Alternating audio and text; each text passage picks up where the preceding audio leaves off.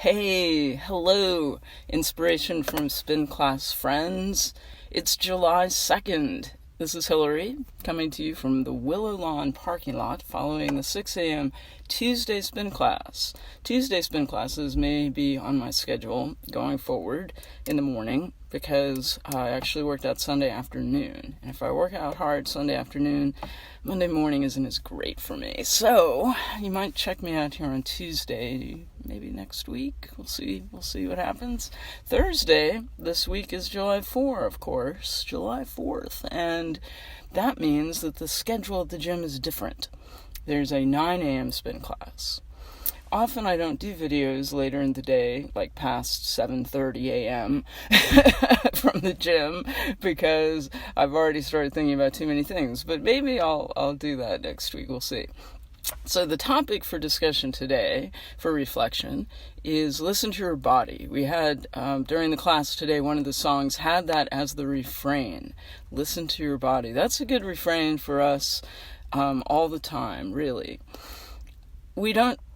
I'll speak for myself, right? There have been many times in my life where I've not listened to my body and done things like work too much or whatever, that weren't positive, actually. That's the thing about the body. The body will tell you if it's going well or not, regardless of what anyone else is saying or what society encourages us to do. So if it's not feeling good in the body, maybe it's not good for us.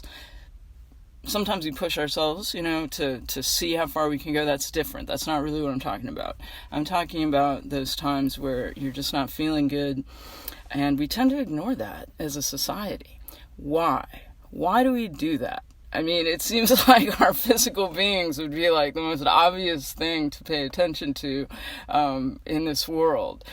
One of the reasons is because of how Christianity has dealt with the body over time, over history. Right now in church, the lectionary, what we read on Sundays from the Bible, we're reading some passages from the letter to the Galatians. And in there it says, the flesh is opposed to the spirit. And that people took that and ran with it in directions that were incredibly unhealthy and really not in keeping with our Jewish heritage, which has always, embraced and celebrated the physical, the body and the world. But this problem came up when we were, anyway, I won't get into all that, why that happened. But it has had a lingering effect even with people who know nothing about the Christian tradition, I would say, because it's so entrenched in our society. What Paul was getting at in that letter wasn't, and maybe it's hard to know exactly what he was thinking, but how we've come to interpret this today is that when it says flesh is evil in the Bible, what it's talking about are the things of the world that aren't of God, that aren't positive, that aren't heading in a direction that's really healthy for everybody. And that's not that's not normal physical life. Normal physical life is good. It's good. And so you get what I'm saying, right? So we haven't listened to the body because for such a long time, one of the reasons is that there was this idea that if you were spiritually advanced or connected with God or with your spirit, what's happening with the body doesn't matter. It's really not true. That is not true. All right. So I hope this has helped us to think a little differently about flesh and spirit in the Bible as we hear it, and also just to listen to our bodies. You know what your body is saying to you. I know what my body is saying to me.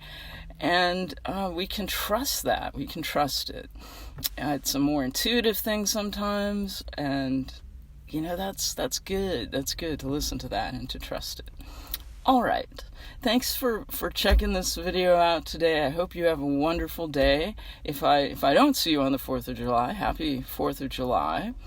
And I will catch you later. Take care.